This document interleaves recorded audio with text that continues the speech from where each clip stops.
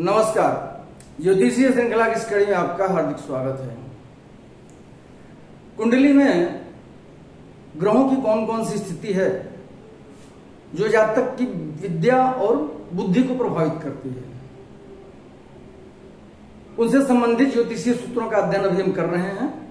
आइए इसी क्रम में आगे बढ़ते हैं और कुछ अन्य सूत्रों की ओर अपना ध्यान देते हैं। यदि बुध स्वगृही अथवा उच्चस्थ होकर लग्न से केंद्र या त्रिकोण में स्थित हो तो जातक विद्या, वाहन और संपत्ति की विभूति से संपन्न होता है। बुध ग्रह यदि कुंडली में स्वगृही हो या उच्चस्थ हो, और हम जानते हैं कि बुध कन्या राशि में ही स्वगृही भी होता है, उच्चस्थ भी होता है, मूल त्रिकोणस्थ भी होता है। कन्या राशि के 0 डिग्री के बाद से लेकर के 15 डिग्री तक बुध अपनी उच्च राशि में होता है, उच्चस्थ स्थिति में होता है। 15 अंश के बाद 20 डिग्री तक अर्थात बीच का 5 अंश बुध का मूल त्रिकोण का होता है, और कन्या का 20 अंश से लेकर के 30 अंश तक अर्थात आखिर का 10 अंश वो उसका स्वगृह कहलाता है। कन्या जो है जो बुध की स्वराशि कही जाती है। तो हम कह सकते हैं कि बुध कन्या राशि में किसी भी अंश पर स्थित हो तो जातक के लिए अच्छा होता है, जातक की बुद्धि के लिए, विद्या के लिए अच्छा होता है। इसके बारे में कहा जा रहा है कि वैसा जातक जिसका बुध उच्चस्थ या स्वगृही हो या मूल त्रिकोणस्थ हो और कुंडली में केंद्र में या त्रिकोण में स्थित हो तो वैसा जातक विद्या, वाहन और संपत्ति की विभूति से संपन्न होता है। अगला सूत्र है, यदि नवमस्थ बृहस्पति पर बुध और शुक्र की पूर्ण दृष्टि पड़ती हो तो जातक पूर्ण विद्वान होता है।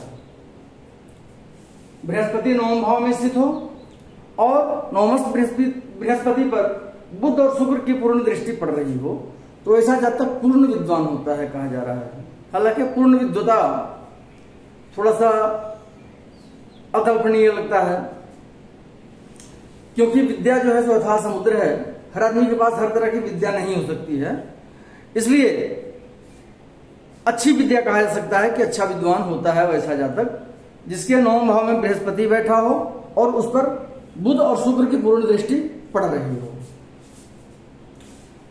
अगला सूत्र है, यदि बुध, बृहस्पति और शुक्र एक साथ 9वें स्थान में हो तो जातक प्रसिद्ध विद्वान होता है, तथा यदि बुध और बृहस्पति के साथ शनि 9वें स्थान में हो तो जातक विद्वान और वाग्मी होता है।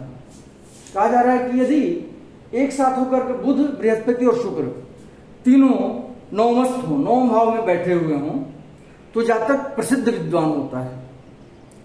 और यदि बुध और बृहस्पति के साथ यदि शनि बैठा हो 9वें स्थान में तो जातक विद्वान तो होता ही है, उसके साथ साथ वाग्मी भी होता है, एक अच्छा ओरेटर होता है, अच्छा वक्ता होता है, उसकी वाचा शक्ति बहुत अच्छी होती है।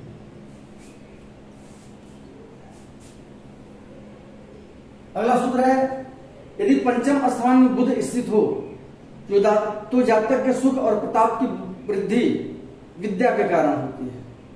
ऐसे जातक के बहुत सारे पुत्र होते हैं तथा वो मंत्र शास्त्र का ज्ञाता होता है।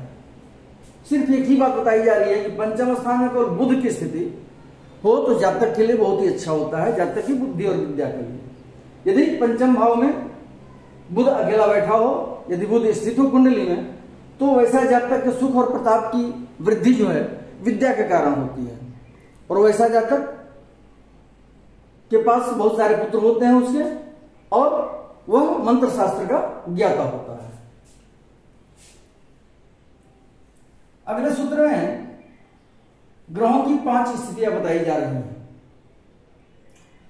पहली स्थिति है कि यदि पंचम स्थान का स्वामी बुध हो और वह किसी शुभ ग्रह के साथ हो अथवा उस पर शुभ ग्रह की दृष्टि पड़ती हो। पंचम भाव का स्वामी बुध हो अर्थात पंचम भाव में या तो मिथुन राशि स्थित हो या कन्या राशि स्थित हो। दूसरी स्थिति बताई जा रही है, यदि पंचमेश शुभ ग्रहों से घिरा हुआ हो, पंचम भाव का स्वामी जहां पे बैठा हो उसके दोनों शुभ ग्रह स्थित हो 30 डिग्री के अंदर, पीछे भी आगे भी, वो शुभ ग्रहों के मध्य में हो पंचम भाव का स्वामी। तीसरी स्थिति है कि यदि बुध उच्च राशिगत हो, अर्थात बुध कन्या राशि के 0 डिग्री के बाद से लेकर के 15 डिग्री तक स्थित हो, अपने उच्च राशि में हो। और चौथी स्थिति है यदि बुध पंचमस्थ हो, बुध पंचम भाव में बैठा हुआ हो, जिसका जिक्र हम पहले कर चुके हैं पिछले सूत्र में कि बुध पंचम भाव में रहने से क्या होता है, तो बुध पंचम भाव में स्थित हो। और पांचवी स्थिति कही जा रही है कि पंचमेश जिस नवांश में हो उसका स्वामी केंद्रस्थ हो और शुभ ग्रहों से दृष्ट हो। पंचमेश पंचम भाव का स्वामी जिस राशि के नवांश में हो उस राशि का स्वामी केंद्र भाव में स्थित हो, केंद्रस्थ हो और शुभ ग्रह से दृष्ट हो। इन 5 स्थितियों में से कोई भी स्थिति यदि कुंडली में बन रही हो तो क्या कहा जा रहा है कि वैसा जातक समझदार, होशियार और बुद्धिमान होता है। विद्वान तो होता ही है, तो विद्वता के साथ साथ वैसा जातक समझदार, होशियार और बुद्धिमान होता है, इंटेलिजेंट होता है। अगला सूत्र है पंचमेश जिस स्थान में हो उस स्थान के स्वामी पर शुभ ग्रह की दृष्टि हो अथवा उसके दोनों तरफ शुभ ग्रह बैठे हो तो जातक की बुद्धि बड़ी तीव्र और सूक्ष्म होती है। पंचमेश पंचम भाव का स्वामी जिस स्थान में बैठा हो उस स्थान का स्वामी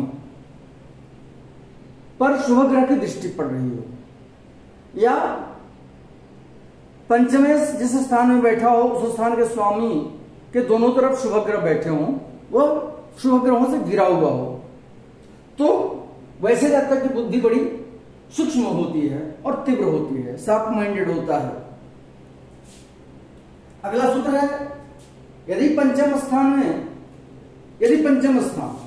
2 शुभ ग्रहों के बीच में हो और बृहस्पति पंचमस्थ हो तथा बुध दोष रहित हो तो जातक तीक्ष्ण बुद्धि वाला होता है।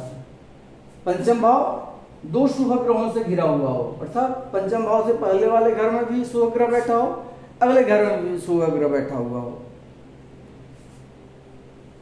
और बृहस्पति पंचमस्थ हो, बृहस्पति पंचम भाव में बैठा हुआ हो, और कुंडली में बुध जो है वह दोष रहित हो, बुध में किसी प्रकार का दोष नहीं हो, वह नीचस्थ नहीं हो, अस्त नहीं हो, शत्रु राशि में नहीं हो, पापग्रस्त दृष्टि युक्त नहीं हो, वह दोष रहित हो एकदम बुध, तो वैसे जातक की बुद्धि बहुत तीक्ष्ण होती है, शार्प माइंडेड जातक होता है।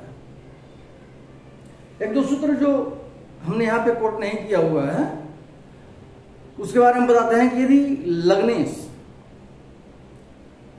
अच्छी स्थिति में नहीं हो, अस्त हो, नीचस्थ हो, पापग्रह के साथ हो, पापग्रह से दृष्टि हो, जितनी ही बुरी स्थिति होगी जातक की बुद्धि उतनी ही मलिन होगी, वो जातक की बुद्धि अच्छी नहीं होती है। और वही स्थिति कहा जा रहा है कि यदि बुध, बृहस्पति, शुक्र और पंचमेश अगर इन चारों की स्थिति भी अच्छी नहीं हो, ये नीचस्थ हो, अस्त हो या पापग्रह की राशि में हो, शत्रुगृही हो, जितनी ही बुरी स्थिति होगी जातक की बुद्धि उतनी ही मलिन होगी, उतनी ही खराब बुद्धि का जातक होगा।